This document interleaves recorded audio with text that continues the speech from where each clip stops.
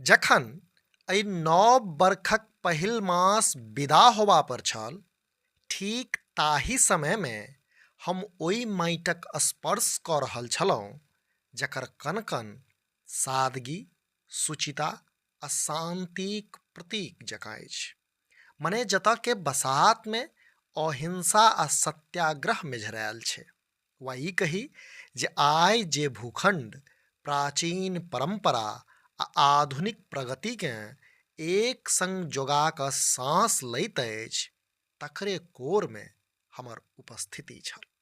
अर्थात हम अहमदाबादमे रही आ प्राचीन कालक कर्णावतीकेँ पहिल बेर बड़ा लगीचसँ देख रहल रही। एकरा जो कनिक और करेक्ट करी तऽ ई कहब बेसी उचित हैत जे गांधीक नगर अर्थात गांधीनगरमे अपन उपस्थिति देबाक संजोग लागल छल।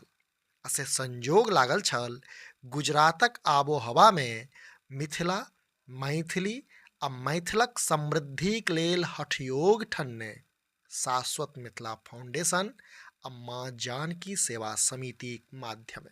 वस्तुतः हमरा देखबाक उत्कंठा छल जे व्यापार आ उद्योगमे रमल लोक भाषा संस्कृतिक नाव पर कोना एकजुट होइ छथि। बुझबाक जिज्ञासा छल जतऽ माथमे बिजनेस डीलक लाथे नफा नुकसान नचै छै, ततऽ हृदयमे लोक कोन तरहे एहिसँ ठीक विपरीत निस्वार्थ भावेँ अपन मातृभूमिक अनुराग जोगबै छथि। आ से शाश्वत मिथिला परिसरमे पहुँचते स्पष्ट भऽ गेल जे मैथिल चाहे कतौ रहथि, अपना हृदयमे मिथिला बसा कऽ रखै छथि। आ से अहियो ठामक मैथिल महात्मा गांधीक अंगनैमे वल्लभ भाई पटेलक बथान पर एकटा मिथिला बसा रखने छथि, शाश्वत मिथिला। मने एकटा एहन मिथिला जतऽ साबरमती आ नर्मदा जकाँ एकाग्र व्यापारिक व्यस्तताक नीचाँ अपन माटि पानिक लेल अगाध प्रेम प्रवाहित होइत अछि।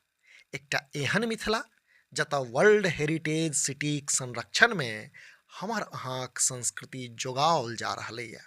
वा ई कही जे एकटा एहन मिथिला जे हरित नगरक बीच बड़ा तन्मयताक संग मातृभाषाक हरियरी लतरा चतरा रहल अछि। आ तेने एहिठाम जखन शाश्वत मिथिला महोत्सव होइ छै तऽ आयोजनक शुरुआतमे डंकाक चोट पर पूछल जाइ छै, अहाँक भीतर कतेक जीवैया मैथिली। आ लोक हृदय खोलि देखा दै छथि, अपना भीतर जीवैत मिथिला, मैथिली आ मैथिलत्व।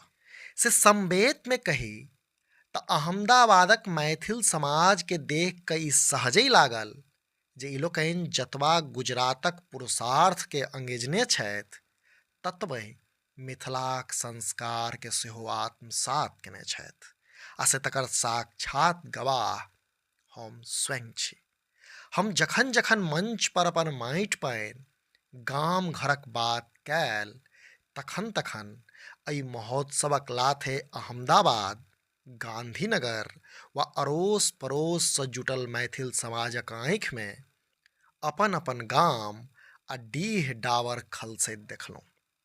हम देखलहुँ जे मंचक शुरुआत जखन गोसाउनक गीतसँ भेल तऽ लोक श्रद्धामे ओहिना ठाढ़ छलथि जेना ओ लोकनि परदेशमे नहि होथि, अपितु अपन आँगनमे अपन कुलदेवताक सोझा नतसिर होथि।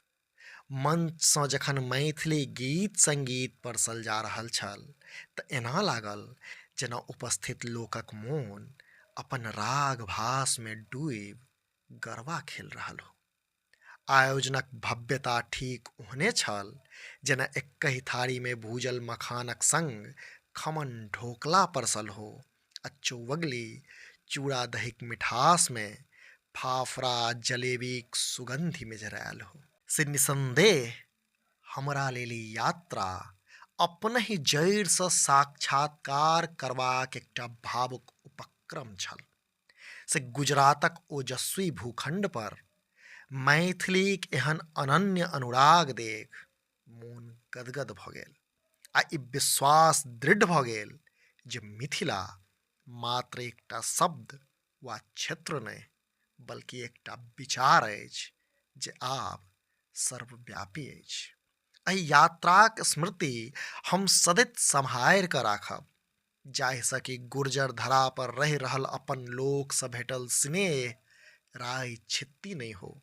एहि महत्वपूर्ण आयोजनक साक्षी होबाक अवसर देबाक लेल, एतेक मान सम्मान आ आत्मीयताक लेल शाश्वत मिथिला फाउंडेशन आ माँ जानकी सेवा समितिक समस्त पदाधिकारीगण, कार्यकर्तागण आ ओहिठामक मैथिल समाजक हम आभारी होइ छी।